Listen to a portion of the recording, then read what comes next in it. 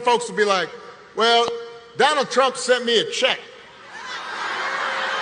during the pandemic. No. Y'all know, because I've heard this. I know y'all, some of you heard that.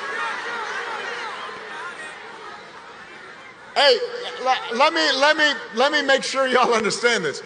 Joe Biden sent you a check during the pandemic, just like I gave people relief during the Great Recession. The thing is, we didn't put our name on it because it wasn't about feeding our egos. It wasn't about advancing our politics.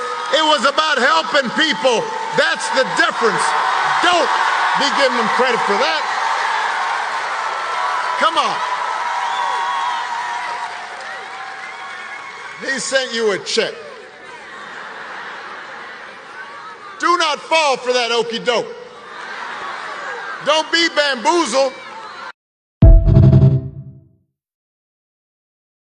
Centralized hypocrisy. It is not the unfolding of fascism now. It was the unfolding of fascism then. We saw fascism unfolding when he questioned Barack Obama's birth certificate and where he was born, right? We were a fascist society when they came out with that concept of alternative facts. It was a fascist society when this white man, because this is pertinent to the point, this white man could have 3 baby mothers, could go bankrupt God knows how many times, could have a loan from his father and still fumble the bag, could be indicted 91 times, reduced to 88 times. The judge who he appointed and was Senate confirmed throughout the case. Now she's being considered for attorney general. It was fascism when Donald Trump's new classified ad runs and it says wanted, yes, men only. That is fascism. It's fascism when it is religious nationalism and the Christian right says the only candidate of choice is Donald Trump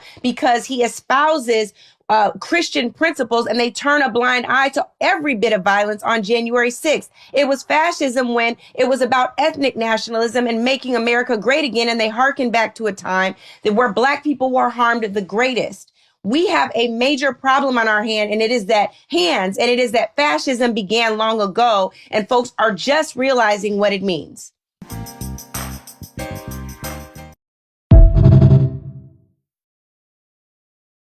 I'm Bruce Springsteen, and I am here today to support Kamala Harris and Tim Walz for President and Vice President of the United States, and to oppose Donald Trump and J.D. Vance. Now, here's why.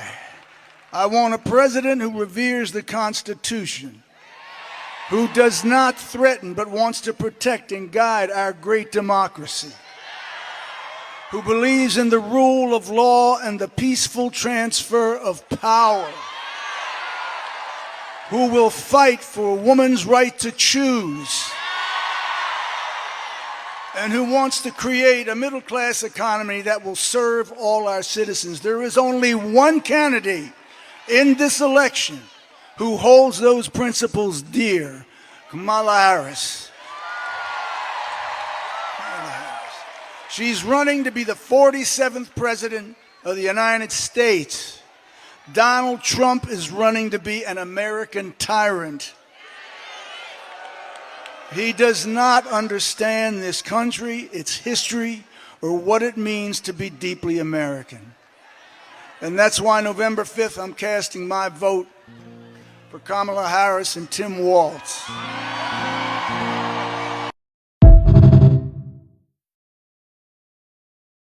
Hi, it's me, Cindy. I'm touring the country. I'm very excited to see my country. I love my country. Mostly, I want to tell you that this November, I'm voting for her, Kamala Harris. You know why? Because she's a woman and she's going to understand that I don't want to be a second-class citizen anymore. I want to see a woman in the White House. I would like to see that. Right now, we have no equality. We're not even able to say whether we want to have a kid or not. I don't have to worry about that anymore, but I do have to worry about the fact that my nieces and whoever comes later is going to be second class. We'll be told about our bodies and what we're to do with them, because for the good of who? Men aren't told what they're going to do. I want equality, real equality. I don't want to be talked into anything anymore, being told what I'm going to do with my own body, because that's too creepy. That's not small government. That's dictatorship, and I don't want that. So, ladies, can we stand together once and let our voices be heard? Unless you like The Handmaid's Tale, I don't know. But anyway, I'm Cyndi Lauper, and I'm so proud to be voting for Kamala Harris and Tim Walz, November 5th.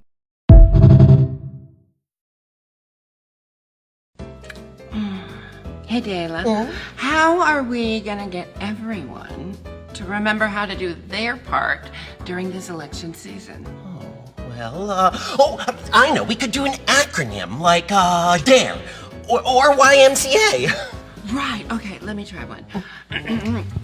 Hey, Queen, do you get overwhelmed by election season? Well, here's an easy acronym to guide you through the steps you should take to help us weather the red storm. F stands for fact check your political media sources. A is for all of us need to show up to stop Project 2025. And G is for get out and vote. Wait, cut. Why? It's a very helpful list of instructions. Jinx, you just spelled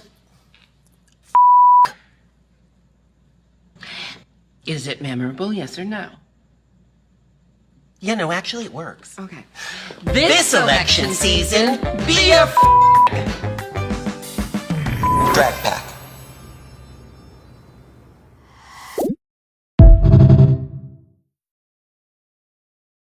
Anything to do with school choice also. Okay. But also, separate from school choice, we're going to take the Department of Education, close it. I'm going to close it. We'll have one person, could be you if you decide to retire. Okay, Mr. President, here's what bothers central casting. Here's what bothers me about that.